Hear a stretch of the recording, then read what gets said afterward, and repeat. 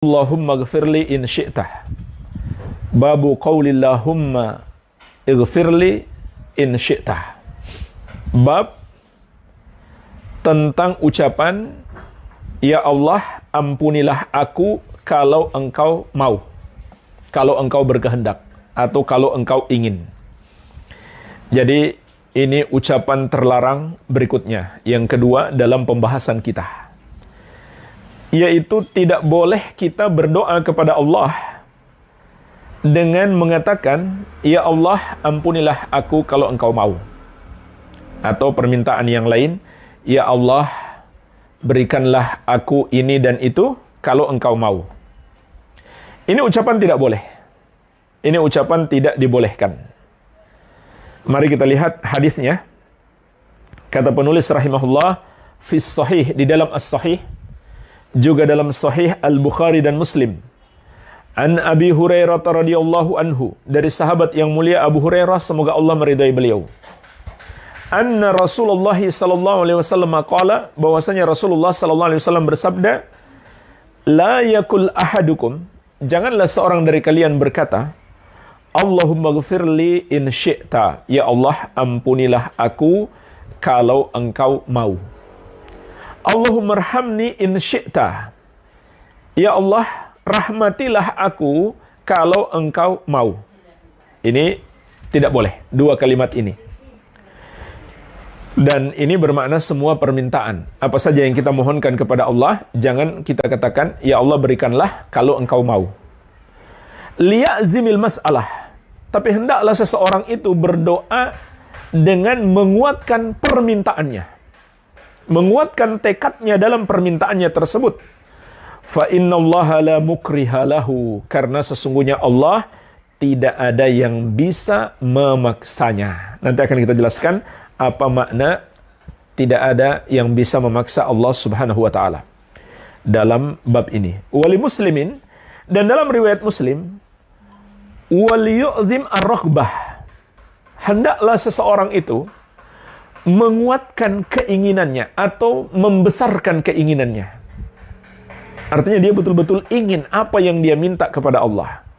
Fa innallaha la yata'azamuhu syai'un a'tahu, karena sesungguhnya Allah tidaklah sedikit pun memberatkannya apa yang dia berikan kepada kita. Apa yang dia berikan kepada kita sesungguhnya sama sekali tidak memberatkan Allah Azza wa Jalla, walaupun permintaan kita besar. Baik, inilah jemaah sekalian hadisnya. Jadi, di dalam hadis ini terkandung larangan mengucapkan dalam doa kita, ya Allah, ampunilah, atau rahmatilah, atau berikanlah, atau kabulkanlah kalau engkau mau. Yang dilarang adalah kalimat kalau engkau mau. Kenapa terlarang jemaah sekalian? Kata para ulama, ada beberapa sebab. Ada beberapa sebab. Paling tidak ada 3 sebab. Ada 3 sebab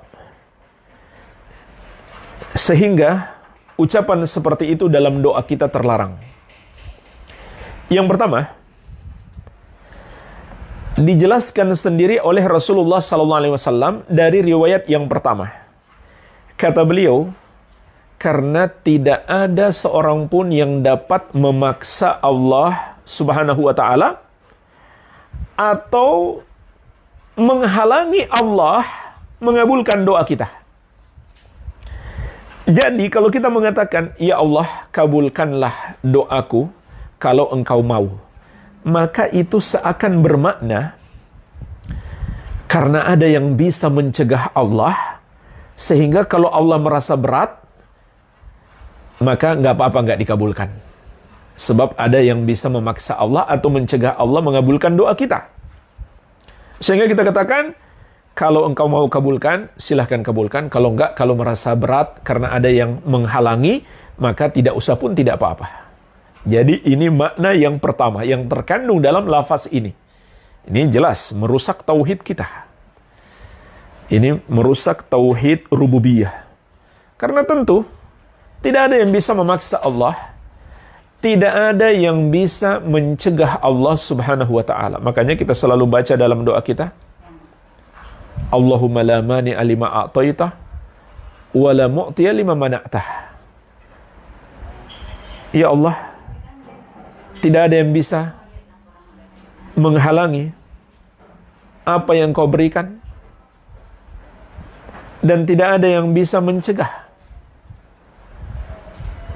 dan tidak ada yang bisa memberi apa yang Engkau cegah. Tidak ada yang bisa menghalangi apa yang Kau berikan, dan tidak ada yang bisa memberi apa yang Engkau cegah. Allahumma la mani'a lima mana'ta. Ya Allah, tidak ada yang bisa mencegah apa yang Engkau berikan. Ya. Jadi Allah Azza wa Jalla di antara sifat rububiyahnya adalah tidak ada yang bisa mencegah apa yang Dia berikan. Allahumma la mani'a lima a'taitah wa la mu'tiya lima mana'tah. Ini harus kita yakini sebagai bagian dari tauhid rububiyah. Tidak ada yang bisa mencegah Allah atas apa yang Dia berikan.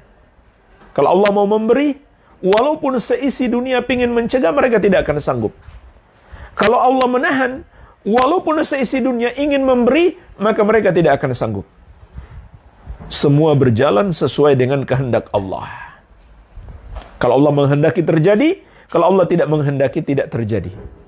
Subhanallah jemaah sekalian, bahkan makhluk yang paling mulia sekalipun, Nabi kita yang mulia Nabi Muhammad sallallahu alaihi wasallam, beliau menghendaki agar pamannya Abu Thalib mendapatkan hidayah, tapi Allah tidak berkehendak.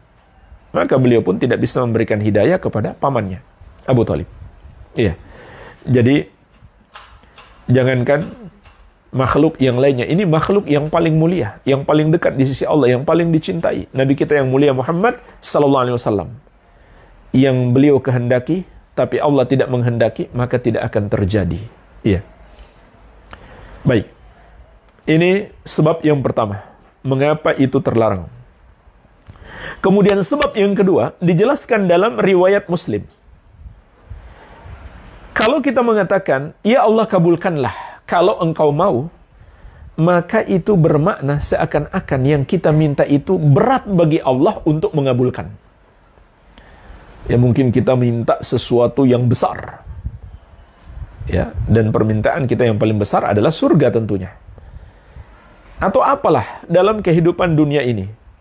Maka sebesar apapun yang kita minta, itu ringan bagi Allah, mudah bagi Allah untuk mengabulkannya.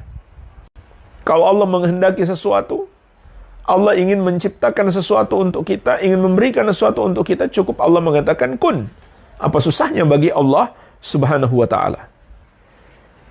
Ketika kita mengatakan, ya Allah kabulkanlah kalau Engkau mau, seakan-akan itu menunjukkan itu berat bagi Allah, sehingga seakan kita berkata, ya Allah, kalau itu memberatkanmu, nggak apa-apa, nggak usah dikabulkan. Jadi ini makna yang kedua. Tentu ini merusak tauhid kita. Kalau sampai ada keyakinan hamba bahwa ada yang berat bagi Allah untuk melakukannya, maka ini merusak tauhidnya, menghancurkan tauhidnya. Karena Allah Azza wa Jalla, Dia yang maha perkasa, yang maha kuat, yang maha mampu atas segala sesuatu. Dan mudah bagi Allah untuk menciptakan segala sesuatu. Iya. Jemaah sekalian, yang bagi kita sangat sulit, sehingga orang-orang musyrik dahulu tidak mau beriman, adalah ketika manusia sudah mati, sudah menjadi tulang belulang, dan matinya sudah ribuan bahkan mungkin jutaan tahun, tapi bisa dibangkitkan kembali dan menjadi seperti semula. Maka ini diantara sebab orang-orang kafir tidak mau beriman kepada para nabi dan rasul. Karena para nabi dan rasul mengabarkan akan adanya hari kebangkitan. Padahal manusia sudah mati menjadi tulang belulang, ribuan jutaan tahun sudah mati, bagaimana mungkin bisa dibangkitkan kembali? Dunia ini sudah hancur semuanya, bagaimana mungkin bisa makhluk yang pernah hidup, yaitu manusia dan jin, dihidupkan kembali? Maka Allah membantah ucapan mereka tersebut, diantaranya di surat At-Taghabun ayat ke-7. Qul bala wa rabbi latub'atsunna thumma latunabba'unna bima 'amiltum wa dzalika 'ala Allah yasir. Katakan, bahkan demi Rabbmu, sungguh benar-benar kalian akan dibangkitkan, kemudian akan dikabarkan kepada kalian apa yang sudah kalian kerjakan. Wa dzalika 'ala Allah yasir. Dan yang demikian itu, kata Allah, adalah mudah bagi Allah. Jadi jemaah sekalian, sulit bagi kita, tapi bagi Allah segala sesuatu adalah mudah. Iya. Maka hindari ucapan seperti ini. Baik. Kemudian jemaah sekalian, sebab yang ketiga, mengapa ucapan seperti ini terlarang dalam doa kita? Karena seakan kita nggak butuh dengan apa yang kita minta. Jadi kalau kita mengatakan, ya Allah, kabulkanlah kalau engkau kehendaki, maka seakan-akan kita kurang membutuhkan apa yang kita minta kepada Allah. Sehingga kita mengatakan, ya Allah, kalau engkau mau, kabulkanlah. Kalau enggak, ya sudah, enggak apa-apa. Saya juga enggak terlalu perlu kok. Subhanallah. Padahal jemaah sekalian, tentu dalam hidup ini, hamba akan selalu butuh kepada Allah Subhanahu wa ta'ala. Jemaah sekalian, apapun yang ada pada kita, apapun yang bisa kita, yang membuat kita bisa hidup, kita bisa bertahan di dunia ini, bahkan kita bisa beribadah kepada Allah, semua adalah anugerah Allah. Semua adalah pemberian Allah Subhanahu wa ta'ala. Nafas yang kita hirup, anggota tubuh yang kita miliki, jantung, darah yang mengalir di tubuh kita, ruh kita, semuanya anugerah dari Allah. Kita nggak mungkin hidup, kita akan musnah, kita akan binasa tanpa anugerah dari Allah.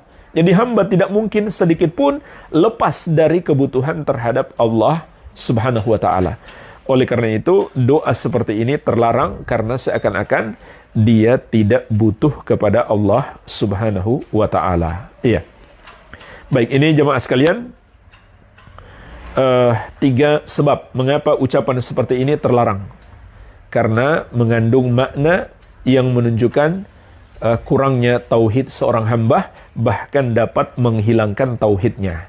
Kita masuk pada lafaz yang ketiga di kesempatan ini, dan ini pembahasan terakhir di kesempatan ini, yaitu bab yang berikutnya. Penulis rahimahullah ta'ala berkata, babun la yakul abdi wa amati. Bab tidak boleh mengatakan, tidak boleh seorang berkata abdi wa amati, hambaku, hambaku yang laki-laki dan hambaku yang perempuan. Jadi jemaah sekalian, andai kita punya budak, nggak boleh kita mengatakan kepada budak kita, wahai hambaku, wahai hambaku. Ini tidak dibolehkan. Atau sebaliknya, hamba atau budak itu tidak boleh mengatakan, atau kita nggak boleh mengatakan kepada budak itu, Rabbuk, Tuanmu adalah Rabb kamu. Jadi kita akan sebutkan 2 hadis yang mengandung larangan terhadap 2 lafaz ini kepada seorang budak ataupun seorang pembantu. Maka tidak boleh pembantu kita katakan abdi hambaku, atau kepada pembantu kita katakan dia adalah Rabbmu. Baik, ini tidak boleh. Sebagaimana kata penulis rahimahullah fi sahih, di dalam as-sahih, juga dalam sahih Al-Bukhari dan Muslim. An Abi Hurairah radhiyallahu anhu anna Rasulullah sallallahu alaihi wasallam qala. Dari sahabat yang mulia Abu Hurairah, semoga Allah meridai beliau, bahwasanya Rasulullah sallallahu alaihi wasallam bersabda, la yakul ahadukum at'im rabbak. Janganlah seorang dari kalian berkata, beri makan kepada, siapkan makan kepada Rabbmu, siapkan makan untuk Rabbmu. Waddi rabbak, berikan lampu atau penerangan kepada Rabbmu. Wal yakul sayyidi wa maulaya, tapi katakanlah sayyidi atau maulaya, yang artinya dalam bahasa Indonesia sama, tuanku. Ya, atau kata-kata yang tidak mengandung penyamaan antara makhluk dengan Allah. Iya. Ya mungkin dalam bahasa kita bosku, majikanku. Ya. Jangan katakan Robku. Karena Rob itu nama Allah Azza wa Jalla. Wala yakul ahadukum. Kemudian lanjutan hadis kata Nabi sallallahu alaihi wasallam, janganlah seorang dari kalian berkata, abdi wa amati. Hambaku yang laki-laki atau hambaku yang perempuan. Wal yakul fataya wa fatati wa gulami. Tapi hendaklah dia katakan pemudaku, pemudiku, atau anak mudaku, anak mudiku, atau mungkin dalam bahasa kita pembantuku. Ya, jangan katakan dia adalah hambaku. Baik. Jemaah sekalian, makna yang terkandung dalam hadis ini ada penjelasan yang sangat bagus diterangkan oleh Syekh Al-Allamah Profesor Dr. Shalih Al-Fauzan hafizahullah dalam kitab beliau Al-Mulakhas fi Syarhi Kitabi At-Tauhid. Beliau mengatakan, yanhan Nabi sallallahu alaihi wasallam anit talaffuz bil alfaz allati tuhimu syirk. Nabi sallallahu alaihi wasallam melarang kita mengucapkan kata-kata atau melafazkan ucapan-ucapan yang dapat bermakna syirik, yang mengandung makna syirik atau mengesankan kepada makna syirik. Jadi, jamaah sekalian, di sini kita bisa memetik pelajaran umum. Di sini kita bisa memetik pelajaran umum. Hadis ini bermakna, kata Syekh, Nabi SAW melarang kita melafazkan ucapan-ucapan atau mengucapkan kata-kata yang mengandung makna syirik. Walaupun kita tidak bermaksud syirik, tapi maknanya mengandung kesyirikan, maka hendaklah kita hindari. Hendaklah kita hindari. Apa yang mengandung kesyirikan itu? Yaitu mengandung penyamaan antara Allah dengan makhluk. Ya. Nah di sini, Rob itu kan nama Allah. Ketika digunakan kepada seorang pembantu atau seorang budak, ya, kita katakan kepadanya, siapkan makan untuk Robmu. Maka ini mengandung penyamaan antara tuannya dengan Allah. Dan apalagi disuruh menyiapkan makan. Sedangkan Allah yang bernama Rob tentu nggak butuh makan sedikit pun. Jadi minimalnya ada dua bentuk penyamaan antara Allah dengan makhluk di situ. Yang pertama, menyamakan Allah dengan seorang pemilik budak atau seorang majikan. Yang kedua, seakan-akan Allah, Rob itu butuh makan. Ya. Dan sekali lagi jemaah sekalian, ini hanya sebuah contoh. Artinya, ucapan apapun yang mengandung penyamaan antara Allah dengan makhluk, hendaklah kita hindari. Hendaklah kita hindari. Ya. Ditambah lagi kata Syekh, wa fiha isa'atu adabin ma'allahi. Dalam ucapan itu juga terkandung adab buruk kepada Allah. Terkandung adab buruk kepada Allah. Perhatikan jemaah sekalian. Kita tentu paham ya. Kalau kita bicara dengan orang tua, nggak sama kita bicara dengan anak muda. Kata-katanya harus lebih sopan kepada orang tua. Kalau kita berbicara dengan guru kita, nggak sama berbicara dengan teman kita. Iya kan? Itu sudah kita pahami. Mesti dengan guru kita lebih sopan, lebih halus dibandingkan dengan teman sebaya kita. Nah, ini kepada makhluk. Terlebih lagi kepada Allah Subhanahu wa ta'ala. Kalau kita berbicara yang terkait dengan Allah, maka kita harus juga memilih kata-kata yang sopan. Ya. Makanya jemaah sekalian, di sini kata Syekh, dalam ucapan tersebut mengandung adab buruk kepada Allah Subhanahu wa ta'ala. Ya. Kaitlaqi rububiyati insanin li insanin. Karena di dalam ucapan tadi yang disebutkan dalam hadis tadi, itu ada penyandaran rububiyah kepada insan, kepada manusia. Ya, dia dikatakan sebagai Rob. Walaupun dari sisi makna itu bisa saja, mungkin saja. Karena Rob itu kan bisa bermakna pemilik. Sehingga kalau dikatakan Robbuk, dia Robmu, dia pemilik budak itu maksudnya. Iya. Dikatakan kepada budak, Rob kamu, artinya budak itu dimiliki oleh tuannya tersebut. Tapi hendaklah kita hindari karena mengandung adab buruk kepada Allah. Sebab sifat yang terkandung dalam nama Rabb itu hanya khusus bagi Allah Subhanahu wa taala.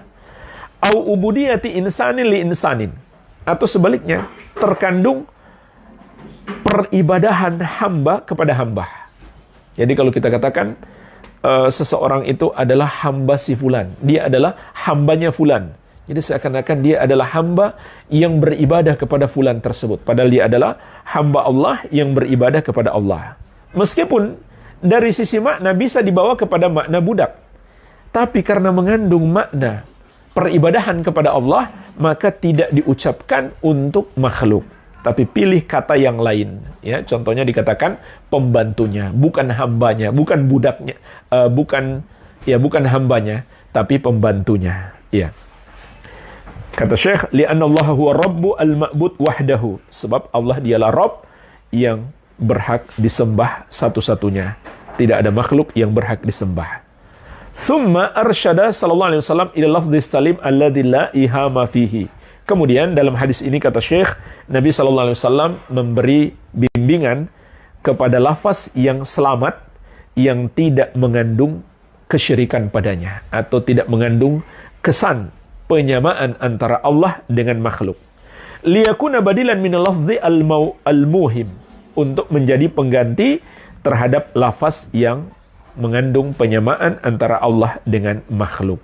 Wa hadza minhu sallallahu alaihi wasallam himayatan li tauhidi wa hifadzan 'alal aqidah. Dan ini bisa kita petik pelajaran juga, Nabi kita yang mulia sallallahu alaihi wasallam itu selalu berusaha menjaga tauhid dan memelihara akidah. Jadi jemaah sekalian, ini kesimpulan pembahasan kita.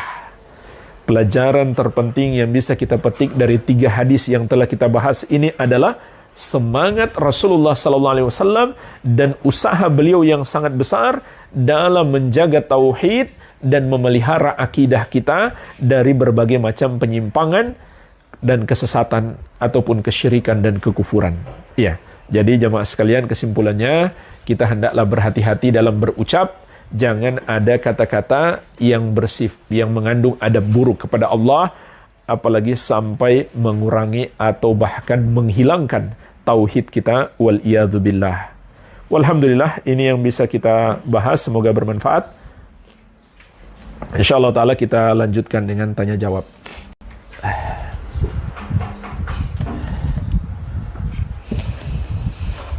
Baik. Pertanyaan yang pertama, kenapa tauhid itu dibagi 3? Padahal tauhid adalah pengesaan terhadap Allah Subhanahu wa taala. Jemaah sekalian, justru tauhid dibagi 3 untuk menegaskan makna pengesaan kepada Allah Subhanahu wa taala. Untuk menegaskan makna pengesaan kepada Allah Subhanahu wa taala. Yaitu dalam hal apa kita mengesahkan Allah? Dalam 3 hal ini. Dalam 3 hal ini kita mengesahkan Allah Subhanahu wa taala. Orang yang memahami makna 3 macam tauhid itu nggak mungkin bertanya seperti ini. Kalau dia sudah paham. Ini menunjukkan saudara kita yang bertanya, beliau belum paham arti 3 macam tauhid. Karena kalau dia paham, nggak mungkin dia bertanya seperti itu. Sebab hakikat makna 3 macam tauhid justru untuk menegaskan pengesaan kepada Allah Subhanahu wa taala. Maka jawabannya, pahami dulu apa makna 3 macam tauhid itu. Karena kalau sudah paham, nggak mungkin seorang muslim mengingkari. Yang pertama, tauhid rububiyah. Maknanya adalah mengesahkan Allah dalam semua perbuatannya. Seperti mencipta, menguasai seluruh makhluk, mengatur seluruh makhluk, memberikan rezeki kepada mereka, menghidupkan dan mematikan. Semua perbuatan Allah, kita yakini Allah esa dalam melakukannya. Maka ini disebut tauhid rububiyah. Kita yakini Allah esa dalam melakukannya, Tidak ada yang bersekutu dengan Allah, tidak ada yang membantu Allah, tidak ada yang bersaing dengan Allah dalam melakukan perbuatan-perbuatannya. Ini yang disebut tauhid rububiyah. Yang kedua, mengesahkan Allah dalam tauhid uluhiyah. Tauhid uluhiyah mengesahkan Allah dalam ibadah. Ini makna tauhid uluhiyah. Artinya, kita yakin hanya Allah yang berhak disembah. Kemudian kita murnikan semua ibadah kita hanya untuk Allah semata. Tidak sedikit pun kita berikan kepada selain Allah. Dan inilah hakikat la ilaha illallah, yang artinya la ma'budah haqqun illallah. Tidak ada yang berhak disembah kecuali Allah. Ini arti tauhid uluhiyah. Kemudian yang ketiga, tauhidul asma wa sifat. Mentauhidkan Allah dalam nama-nama dan sifatnya. Artinya apa? Meyakini semua nama-nama Allah dan sifat-sifatnya yang terdapat dalam Al-Quran dan Sunnah, serta tidak menyerupakannya dengan makhluk. Itu arti tauhidul asma wa sifat. Jadi, ini 3 bagian, maknanya, hakikatnya satu, yaitu mentauhidkan Allah, mengesahkan Allah dalam 3 bagian tersebut. Dia tidak sama dengan Trinitas Nasrani. Kalau Trinitas Nasrani betul-betul ada 3 yang diyakini satu. Ada 3 yang diyakini satu, 3 unsur, yaitu Allah, kemudian Nabi Isa alaihissalam yang mereka sebut Yesus, kemudian Bunda Maryam yang mereka sebut Maria. Atau sebagian sekte mengatakan Roh Kudus. Roh Kudus artinya malaikat Jibril. Iya.